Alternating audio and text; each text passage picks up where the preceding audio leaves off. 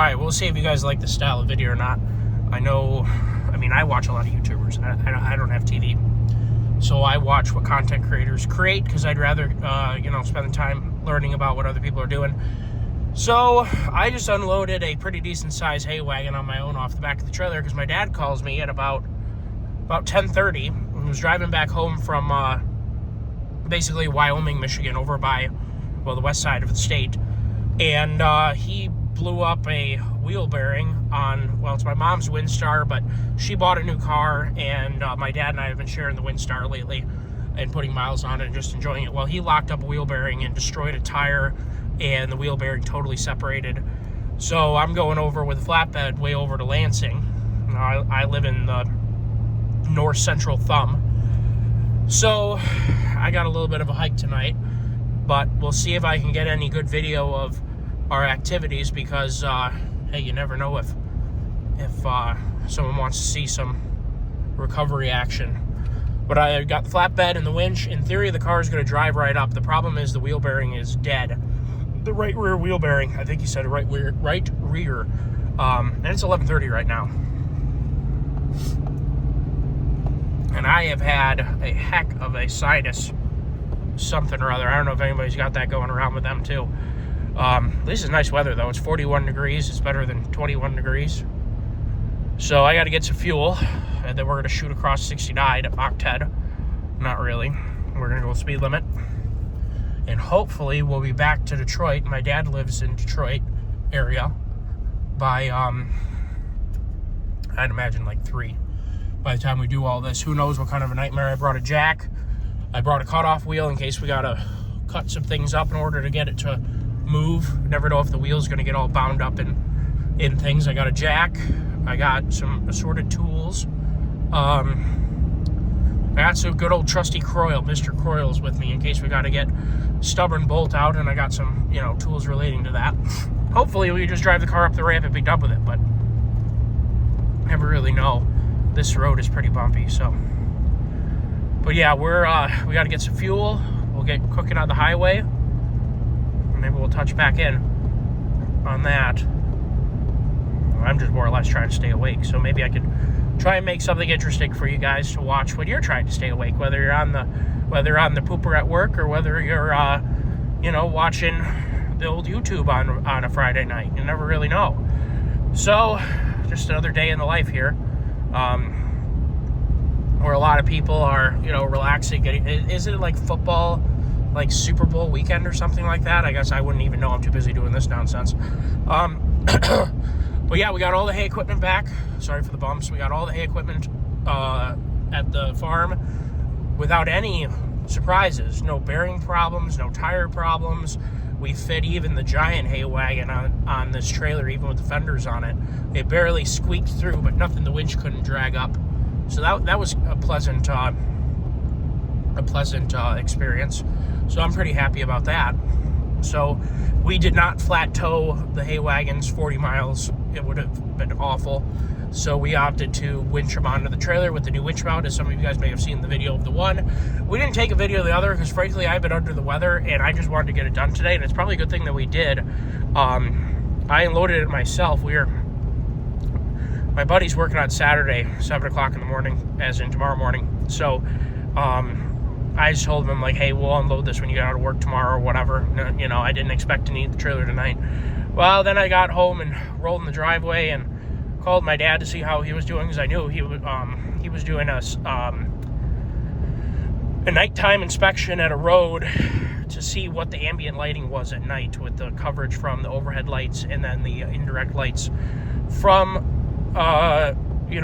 businesses. There's a hotel by where this accident happened and stuff, so it was a pedestrian collision. So the pedestrian was unlit without reflectors, wearing dark clothing.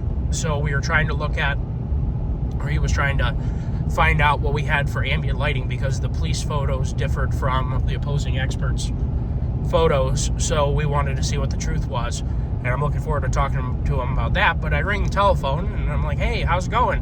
And he's like, not that great. Well, my dad will say that on just about anything. So, he could have just been on the telephone with somebody saying that, I don't know, maybe the weather looked like it was going to be hot or cold or whatever. He'll just say not that great as a, you know, he's kind of a glass half empty kind of guy. And I'm like, okay, so what do you mean by that? And he's like, oh, I totally destroyed a tire on the side of 96. And I'm like, great. Well, then I run over to the farm, start getting the hay wagon unloaded, which was a little bit of a chore because I had to winch it down or allow the winch to ease it down. And it's pitch dark, so I had the truck headlights pointing at it, unhooked from the trailer, so the trailer was doing a little bit of nose dancing with no truck hook to it.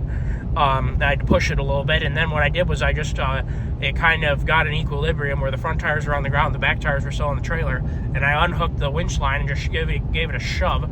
And I had already tied up the tongue, so the tongue didn't dig in the ground. I didn't think that far ahead, so I'm pretty proud of myself. And so the tongue didn't dig into the ground, and we were good to go. And I shoved it right off the trailer with a little bit of a huck to get it out of the way, and it worked out great. We didn't have any trouble. So got that done, got all the chains put away and everything else, and the winch stowed and all the good stuff. And I grabbed some, it doesn't matter what brand you use, but these lights that use the batteries that you use for power tools. Man, what an awesome setup that is to be able to use your rechargeable batteries that you use to run like a flashlight. I think that's like just genius. You know, thank you DeWalt and Milwaukee, or Milwaukee, and Kyobe or whatever the heck it is, and Porter Cable and all the other ones. Thanks for coming up with really cool stuff. Whatever brand you use, to be able to have that kind of flexibility is pretty awesome. So I'm excited about that. But yeah, we're just making some miles. And I guess I'll touch base with you guys when I finagle my way. He's basically at 96 in Okemos. So if anybody lives out that way, we had an adventure tonight out that way with you. So we'll see what tonight brings. If I can put together an interesting video, then fantastic. But maybe no one will ever see this because maybe it won't be interesting. I have no idea. But at minimum, I could show you the damage, because damage is always fun. Sorry about the bumps here. This road sucks.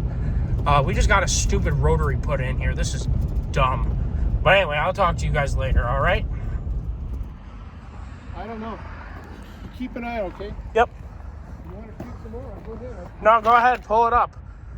Oh, yeah, that axle is shot.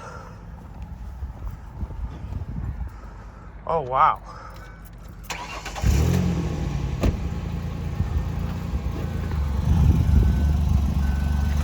Here, let me see if you're lined up. No. Here, hold on. You know what I'm going to do? I think you're good. Just drive straight up.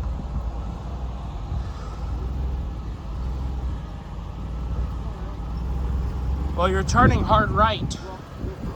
It doesn't want to roll. You're going to have to force it, I think. You're going to have to force it, Dad. You're going to get hung up in the middle. Yep. Hold on. Yep. Good enough.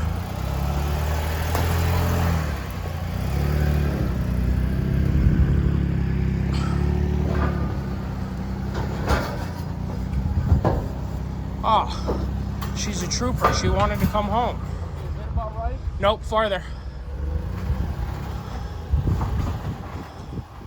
Yes? A little more. You want to adjust those chains because they came down a bunch. Yep, I will. Go ahead and pull it up. That's good. Can you put it in the car? All right. Oh, wow. Oh. I think you broke it. Yeah, I think I did too. I don't think I broke it really as much as it broke. I think it broke itself. Oh, there's rust pits all over this axle. Yeah, What a poor design. Piss poor design.